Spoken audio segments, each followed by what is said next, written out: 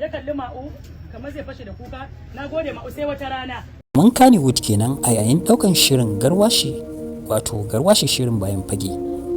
Ga wanda ya kalli shirin Garwashi ko kuma mu ce ga waɗanda suke bibiyar shirin za su ga cewa tabbas shiri ne wanda za a iya cewa ya kere sa a cikin jerin shirye-shiryen fina-finan Kannywood.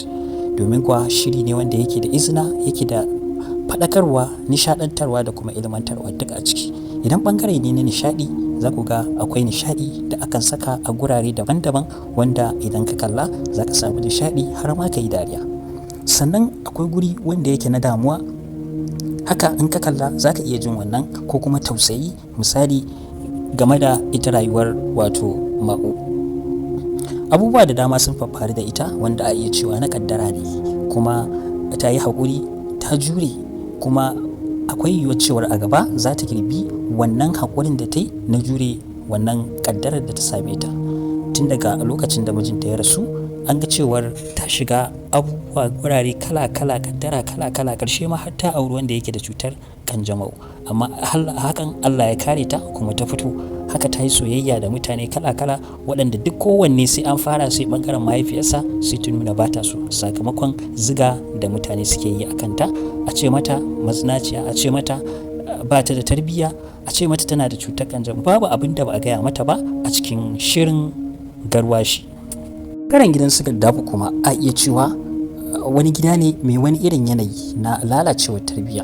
Wataƙila mahaifiyarsa da a ce za ta farga da zuwa gurin malamai da take yi da sauransu, wataƙila da za a samu canji a gidan, tashi yaron zai shiru ko kuma yarta.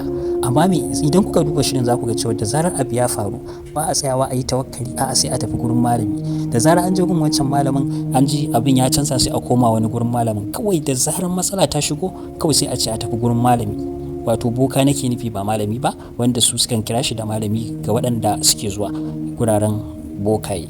Sannan a zahiri ma za mu ga cewar hakan yana faruwa, domin akwai waɗanda suka ɗauki zuwa gurin boka tamkar zuwa gurin wani waliyi, ko kuma mu ce wani wanda suke ganin da zarar sun je to kawai bukatar su ta biya, ba ruwansu, idan su ya riga ya rufe. To wannan shine babban illar. Na farko ba zai bari ita mai zuwa wannan gurin ta samu nutsuwa a zuciyarta ba, sannan ba za ta taba tara wani abu wanda zai amfane ta a rayuwarta ba. To kusan za mu iya cewa irin hakan ce ta fara a fim din, domin ita mahaifiyarsu wato Gaddafi, ita aikinta shine duk inda ta samu wata matsala kawai za ta je gun boka. Haka ita ma sai ta koyi wannan abin. To karshe sai ta ce so kuma za ta auri mijin wata ita ma wadda da zarar abu ya faru da ita ma za ta je gurin boka. To kun ga gaba daya za ku ga ɗawainiyar da ake yi kawai a samu ne a kai wa malami, a samu a kai wa malami. Sannan bangaren da su Jamila na gudu, ita ma kuka duba a cikin fim din su ma haka suke, da ita da kuma mahaifiyarta duka aikinsu shine su je gurin boka a duba musu abu ko kuma a ba su magani su barbada ko wani abu makamancin haka. To idan kuka duba ita fa Asma'u tana tsakankanin su ne, tana can wato ko ina sai da ta gewaya, kuma ko ina sai da suka yi yunkurin cutar da ita. Idan fa ba ku manta ba cewa akai za a bata Gaddafi waye tunda shine kanin mijin shi zai aure ta kaza. To abin bai yiwu ba. Shi ma mahaifinta mayan kuɗi ne. Ya kalli ma'u kamar zai fashe da kuka. Na gode ma'u sai wata rana. Shikenan sai ka tafi sai ka shiga motar ka. Ka gane? Daga nan ka ce na gode ma'u sai wata rana. Amma ki hakuri. Na karanta musu ne. Haka ba na sai dinga bibiya ya tashi take take to nufin ki ke zaki aurar da ita ko kuma ubanta mai kaji ne zai aurar da ita. Kin gane mijin din zance? Miji na ai ni bai isa ba, ni na isa da gidana. Shi yasa na nuna cewa anan ni na riga na saba mata miji da haka Sadiq ya daina bibiyar ta. Zan aurar da ita wa mijin da ya dace da ita. Shine zaki kalli ki ce to ke ce zaki aurar